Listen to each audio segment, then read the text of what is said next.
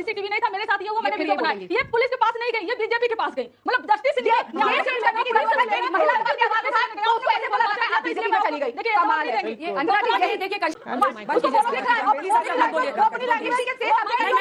मैंने उनको बोला ये एलिगेशन लगा रही, मैंने एक सिंपल क्वेश्चन पूछा, पुलिस के पास क्यों नहीं गई? न्यायालय के पास क्यों नहीं गई? क्योंकि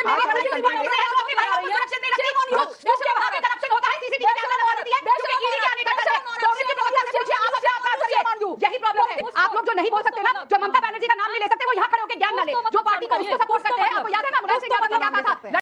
चलिए शुरू करते हैं। कैमरा तक नहीं है, तो जब खुद की पॉलिटिकल पार्टी के ऑफिस में सीसीटीवी कैमरा नहीं है, वो आगे जाके जनता को क्या प्रोटेक्ट करेंगे जो अपने घर की महिलाओं को नहीं कर सकते? तो एट वर्क प्लेस, चाहे वो कोई मीडिया हाउस हो या कोई कॉर्पोरेट हो, वो हॉस्पिटल में भी यही हुआ, वहां पे कैमरा नहीं थे। वो प्रिंसिपल बोलता है कि मैं क्या कर सकता हूं, रात को 2 बजे वो लड़की जाएगी। दिल्ली की मुख्यमंत्री, आपको याद है ना शीला जी ने क्या कहा था जब एक जर्नलिस्ट को बसंत विहार में गोली मार दी गई थी? वो लड़की रात को वहां क्या कर रही थी? यही बार बार होता है, लड़की के कैरेक्टर पे सवाल उठा दिया जाएगा, लड़की अपनी बात बोलेगी। आधे केसेस इसीलिए रजिस्टर नहीं होते। चैरिटी बिगिंस एट होम हमको इंश्योर करना चाहिए एज वुमेन लीडर्स कि एज जर्नलिस्ट, एज वुमेन, हम जहां हैं कि वर्क प्लेस को हम सेफर बनाएं। हमें ये मिलके पॉलिटिशियंस, मीडिया, आम जनता, सबको मिलके एक मुहिम चलानी पड़ेगी, वरना ऐसे ही होता रहेगा। डिबेट्स होती रहेंगी, आपके यहाँ रेप, मेरे यहाँ रेप, ये सवाल पूछते रहेंगे और हम अनगिनत डिबेट्स पे यहाँ आते रहेंगे। जो घर में लड़कियां सेफ नहीं, उनका क्या था? घर में सीसीटीवी आप लगाएंगे? आई एम जस्ट सेइंग, आप सीसीटीवी घर में लगाएंगे। एक माइंडसेट है सोसाइटी का जो बदलना पड़ेगा, वो तभी आएगा जब एक स्ट्रिंजेंट लॉ बनेगा जहां पे लोगों को डर रहे। जो इन्होंने कहा कि बताना चाहिए कि क्या हुआ कन्विक्शन में, कि जो अपराधी रहे हैं उनके साथ किस तरीके का बर्ताव किया गया, और क्या जो उनका साथ देने को तैयार है कि कांग्रेस पार्टी के दफ्तर में वो कह रही है, एक सेकंड, कांग्रेस पार्टी के दफ्तर में वो कह रही है सीसीटीवी नहीं है, उनके साथ वहां पर बदतमीजी हुई थी, क्या आप उसमें साथ देने को तैयार हैं? Of course, this is a national issue, it is for all the women, it is for the safety. देखो, ये कोई हम अभी जो डिस्कस कर रहे हैं कि इसका सोल्यूशन क्या है, it's not $1 million question, it is about 1 billion daughters, right? So ये सॉल्यूशन जो है साथ में मिलकर लाना। अगर हम यही टीवी चैनल्स पे बैठ के डिबेट करेंगे कि आपकी सरकार ने ये किया, मेरी सरकार ने ये किया, तो ये तो चलता रहेगा। इससे सॉल्यूशन क्या निकलने वाला है? अल्टीमेटली मैं यही बोलूंगी कि सबको साथ में आना पड़ेगा। क्या हम ये माने कि आप लोग एक ही बोली उन्नाव पर भी बोलेंगे, कोलकाता पर भी बोलेंगे, बदलापुर पर भी बोलेंगे, असम पे भी बोलेंगे? क्योंकि जब तक ये नहीं होगा, और मैं तो आह्वान करती हूं उन सांसदों का जो इस देश की संसद में महिलाएं हैं, जो हमारी आवाज बन के गई हैं, वो हमें समझा रही है कि कोलकाता में जो रेप हुआ है वो बहुत बर्बर नहीं है, नहीं उसका गर्डल नहीं टूटा है, नहीं उसमें इतना सीमन, मतलब वो सारी एनर्जी ये बताने में लगा रही है। चौंकाने वाली बात ये है, लेकिन आप लोगों को भी तो महिला सांसद आती है, सबसे ज्यादा महिला सांसद टीएमसी से है, सबसे ज्यादा महिलाओं को टिकट भी वही देती है। लेकिन क्या बीजेपी के नेता हाथरस पे खुद से बोलेंगे? क्या वो पहुंचेंगे हाथरस? सवाल है ना, जब आप उधर उंगली उठा के पूछेंगे तो एक सवाल तो आपकी तरफ भी बनेगा।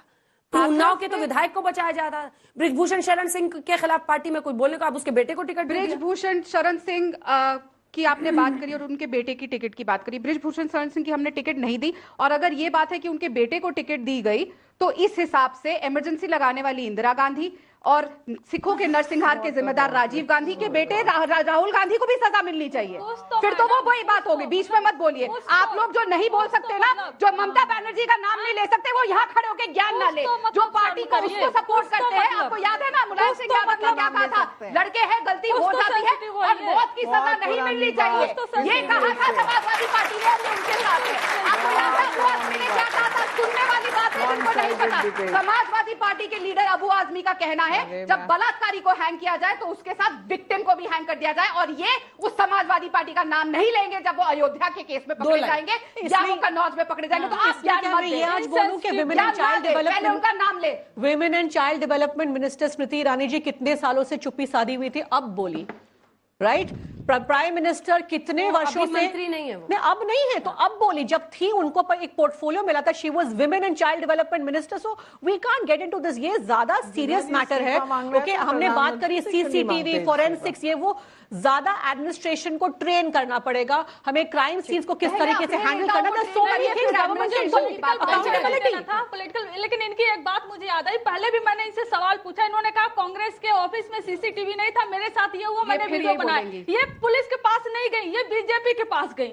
मतलब जस्टिस ये करने की जरूरत है। महिला जब अपनी आवाज उठाए तो उसको ऐसे बोला जाता है आप बीजेपी में चली गई। देखिए कमाल है।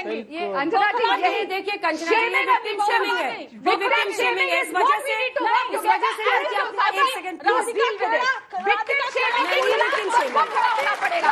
ऐसे नेताओं को पार्टी में ऐसे नेताओं को सत्ता में डोंट डू दिस। मैं आपको कह रही हूँ, ये कल आपके साथ भी हो सकता है, कल मेरे साथ भी हो सकता है। मत कीजिए ये काम, मत कीजिए। यही करेंगे, ये यही करेंगे। पुलिस के पास क्यों नहीं गई आप अपने लिए? ये आजादी उन्हें है, वो चुन सकती है उन्हें कहाँ जाना है। आपको नहीं होती उन पे उंगली उठाने वाली।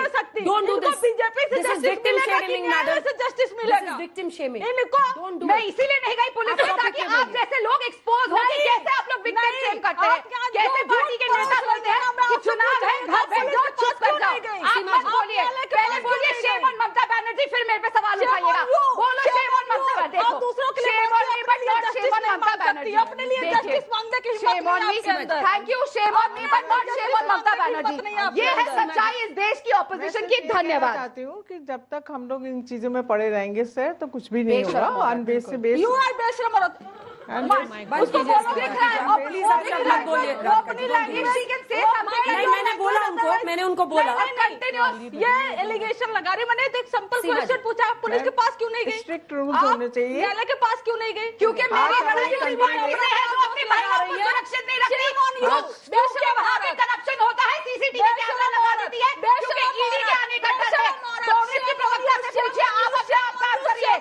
यही प्रॉब्लम है। जिस देश में विक्टिम शेमिंग खत्म होगी उस दिन महिलाओं को न्याय मिलेगा। अब पता चला महिलाओं को न्याय क्यों नहीं मिलता, क्योंकि ऐसे होता है। जस्टिस पे नहीं बोला तुमने, एक बात भी जस्टिस पे नहीं बोला। समझ Do you know कोर्ट में क्या चल रहा है? Do you know कोर्ट में क्या चल रहा है? Do you know कोर्ट में क्या चल रहा है? Do you know किसको क्या हमारे देश पढ़ के आया करो, पढ़ के आया करो। लगता है जेएनयू में हो पर अनपढ़ हो। पढ़ के आया करो। कैसे बदलेंगे हालात? कैसे बदलेंगे हालात? देखिए, हालात बिना मानसिकता बदले नहीं बदलेंगे। हम लोग यहाँ पर डिबेट में भी देख रहे हैं कि लड़ाई झगड़ा बहुत हो रहा है, लेकिन ये रियलिटी है। मैंने पहले भी बोला कि इस टाइम भी मेरी बेटी एक सिसक रही होगी। ये पूरे भारत के हर कोने की बेटियों का सवाल है। ये इंडिविजुअल किसी पार्टी के प्रवक्ताओं के सिर्फ राइट की बात नहीं है, उनके सिर्फ वोकल होने की बात नहीं है। बिल्कुल बदलेगा जिस दिन एक पायलट प्रोजेक्ट आएगा। कन्विक्शन पे हम काम करेंगे, लॉ एंड ऑर्डर पे काम करेंगे, गवर्नमेंट ये काम करेगी। पैरेलल इन्वेस्टिगेटिंग एजेंसी, आप एजेंसी को कैसे ट्रेन करें कि वो महिलाओं के खिलाफ एग्जैक्टली, लेकिन उससे ज्यादा जरूरी है, इन्वेस्टिगेशन ही नहीं होती। उससे ज्यादा जरूरी अंजना जी ये है कि निर्भया को हम बचा क्यों नहीं पाए। वो सबसे बड़ा क्वेश्चन मार्क है। और निर्भया को नहीं बचा पाए, फिर अभया को नहीं बचा पाए, बदलापुर की बेटियां। तो ये मानसिकता कहां पनप रही है? क्या हम उस मानसिकता पर चोट कर रहे हैं? कोई भी व्यक्ति, हमें यह नहीं पता होता वो जो संजय रॉय है जिसको अरेस्ट करा गया है, क्या वो उस हॉस्पिटल में मूव नहीं कर रहा था?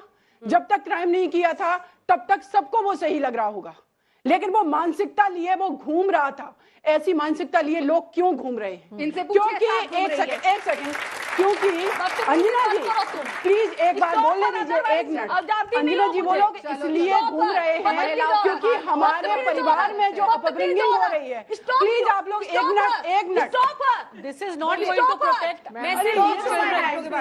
देखिए अंजना जी, वो लोग इसलिए घूम रहे हैं क्योंकि हम जब बच्चों की परिवार में परवरिश कर रहे हैं, बिटिया को हम दे रहे हैं गुड़िया और बेटे को दे रहे हैं बेपन, बेटियों को दे रहे हैं घर की चार दीवारी, और जब वो निकलती हैं तो अभया जैसा अपराध होता है, जब स्कूल भेजते हैं तो बदलापुर जैसा कांड होता है, जब वो बाहर कहीं बस में जाती है तो निर्भया जैसा अपराध होता है। पूरे सामाजिक ढांचे को बदलना होगा, किस तरह से हम बच्चों की परवरिश कर रहे हैं उसको बदलना होगा, व्यवस्था को बदलना होगा। जो पावरफुल है वो कैसे अपने ताकतों का गलत इस्तेमाल करते हैं महिलाओं को ऐसी परिस्थिति में पहुंचाने के लिए। Sexual harassment at work place, और शायद सबको पता था क्योंकि ये जो संजय रॉय है ये बॉडीगार्ड था इसी प्रिंसिपल का, और उस प्रिंसिपल की यहाँ पर क्या कुछ चलती थी वो वहीं पर एक विसल ब्लोअर ने बताया है। लेकिन बावजूद इसके 4 घंटे के अंदर अगर ऐसे प्रिंसिपल को रीइंस्टेट करती है ममता सरकार तो प्रश्न उन पर भी उठते हैं, और प्रश्न एकनाथ शिंदे के भी राज्य में उठ रहे हैं जहां पे बदलापुर में 12 घंटे के बाद। लेकिन इस बैलेंसिंग एक्ट में फंसा ये देश आज तक महिलाओं के खिलाफ अपराध के मामले में ईमानदारी से काम ही नहीं कर पाया है।